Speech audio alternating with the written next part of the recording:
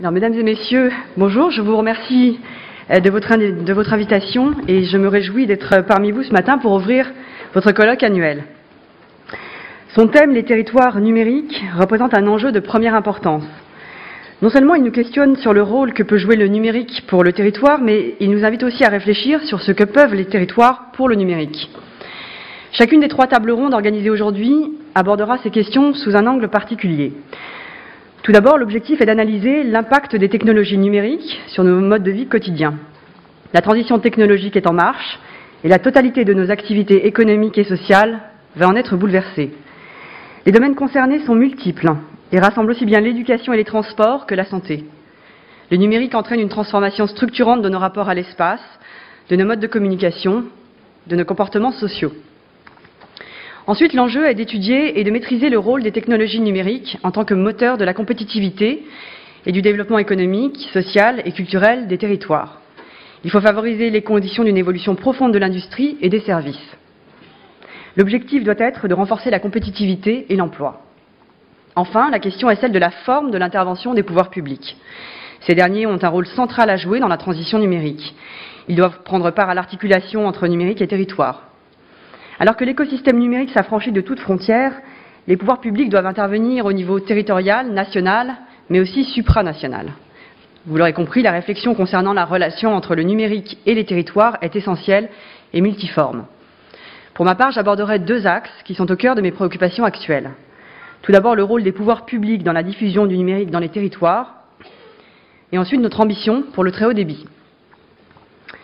Premièrement, donc, le numérique constitue un moyen formidable pour libérer les possibilités créatives dans les territoires. À ce titre, je voudrais saluer l'implication des collectivités territoriales. Leur rôle est central, non seulement dans le développement des infrastructures, mais aussi dans la diffusion des usages.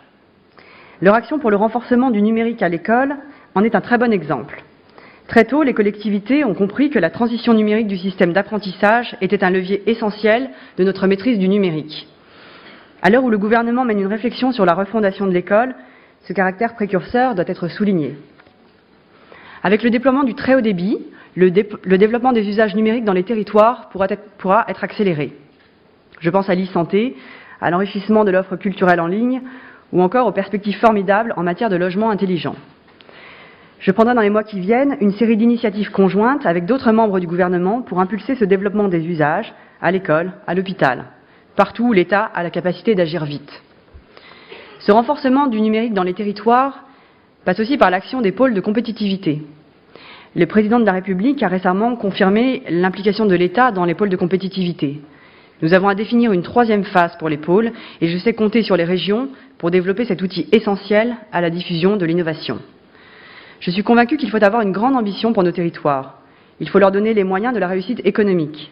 C'est un enjeu d'aménagement, de décentralisation, mais c'est aussi et surtout un enjeu de compétitivité.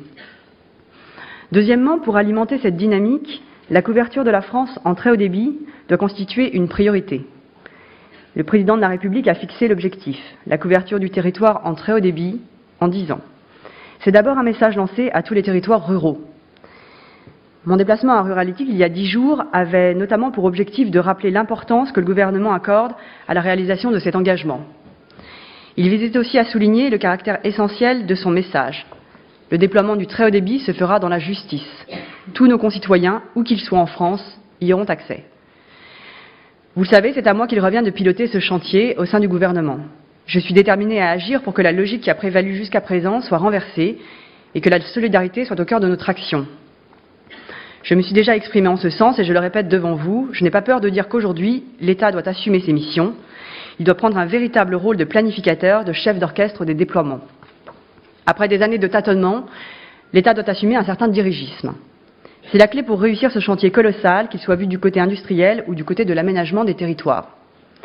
J'ai réuni une table ronde en juillet dernier, au cours de laquelle les attentes de chacun ont pu s'exprimer. J'ai entendu les élus, et tout particulièrement ceux qui, chaque jour, dans les territoires, font en sorte que ce chantier avance. Car je le sais, c'est vous qui êtes exposés. C'est vous que nos concitoyens viennent voir lorsqu'ils sont mécontents de leur accès à haut débit. Et c'est vous qui êtes démunis lorsque l'État fait défaut ou qu'il semble confier la politique d'aménagement du territoire aux opérateurs privés. J'ai également entendu les opérateurs. Le contexte est difficile et les investissements nécessaires pour le déploiement du très haut débit sont sans précédent. Dans ces conditions, les opérateurs soulèvent des interrogations quant au devenir industriel de leurs investissements dans les projets des collectivités. La solution, chacun la connaît.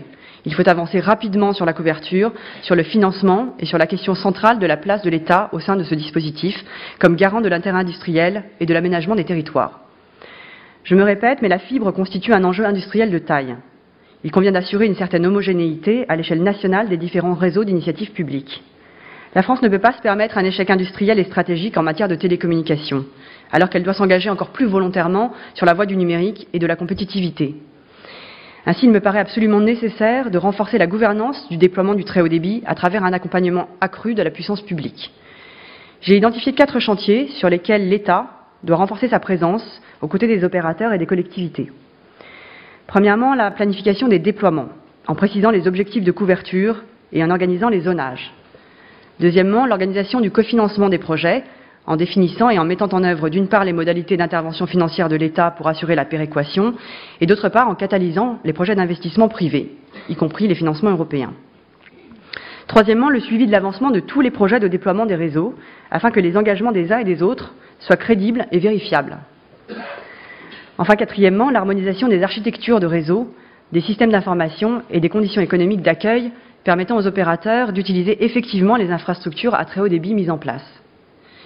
Enfin, en parallèle des déploiements, nous devons tous, collectivement, prendre conscience que le déploiement sera moins coûteux à financer si les consommateurs ont un intérêt à basculer vers la fibre. Là où le constat est préoccupant à l'échelle nationale, c'est bien en termes d'adoption du très haut débit par les ménages. Les réseaux en fibre optique ont été déployés à proximité de presque 6 millions de foyers, presque 2 millions pourraient être raccordés immédiatement, et seuls moins de 250 000 foyers ont aujourd'hui décidé de franchir le pas du FTTH. Pour accélérer la souscription des consommateurs au très haut débit, à mon sens, 3 voies doivent faire l'objet d'une instruction plus poussée. L'accès au logement, tout d'abord. Ensuite, la question de l'incitation économique à la bascule pour les consommateurs et pour les opérateurs. Et enfin, troisièmement, la question de l'extinction progressive du réseau cuivre, qui fera d'ailleurs l'objet très prochainement d'une expérimentation dans une commune de la région parisienne.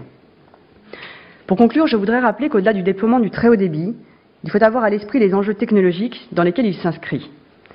Les objets connectés, le traitement massif des données, l'architecture de l'Internet qui évolue, l'information en nuage, la consolidation de géants mondiaux. Le numérique d'aujourd'hui n'est pas celui d'il y a 10 ans. Tout cela va encore évoluer, très vite. La France doit avoir sa place dans ce nouveau monde économique, pour ne pas se faire dicter ses choix par les géants d'Internet, pour que les modèles économiques ne nous soient pas imposés. Le premier exemple que je souhaiterais évoquer est celui des industries culturelles. L'exception culturelle a été pensée avant Internet. Aujourd'hui, le numérique est un mode d'accès privilégié à la musique, à la vidéo, à la presse, aux livres, etc. On oppose trop souvent le monde de la culture à celui des réseaux. Pourtant, nos concitoyens ne conçoivent pas l'un sans l'autre. Je souhaite porter sur le numérique un regard panoramique, couvrant à la fois les infrastructures, les usages et les contenus.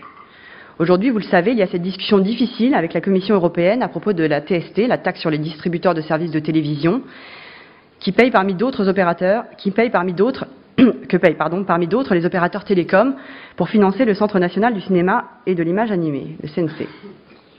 Cette taxe est menacée parce qu'on ne peut pas empêcher un opérateur télécom de proposer un prix très faible pour les seuls services audiovisuels, dans le cadre d'une offre triple play ou quadruple play. Or, la taxe porte uniquement sur le chiffre d'affaires audiovisuel des opérateurs télécoms et le droit communautaire interdit de l'élargir à l'ensemble du chiffre d'affaires des opérateurs télécoms. Aujourd'hui, seul un opérateur profite de cette faille de la législation. C'est pour le moment un problème d'équité entre opérateurs télécoms. Certains payent plus que d'autres. C'est un premier problème. Mais surtout, demain, rien n'empêchera les autres opérateurs de s'aligner. Alors ce sont les ressources du CNC et sa mission d'exception culturelle qui seront en danger. Je le dis devant vous, je ne serai pas la ministre de l'économie numérique qui laissera ce dispositif de financement du cinéma français se déliter. J'ai proposé à mes collègues du gouvernement un nouveau dispositif qui présenterait le triple avantage de garantir un rendement satisfaisant, de rétablir l'équité entre les opérateurs et de respecter le cadre communautaire. Nous irons défendre dès lundi prochain cette nouvelle TST à la Commission européenne. Pour moi, il n'y a donc pas à opposer le secteur numérique et l'exception culturelle, car chacun se nourrit de l'autre. Le deuxième exemple que je souhaite évoquer est celui de la neutralité de l'Internet. La question est aujourd'hui de savoir comment garantir l'architecture ouverte et décentralisée d'Internet, tout en faisant face aux usages sans cesse plus consommateurs de bandes passantes.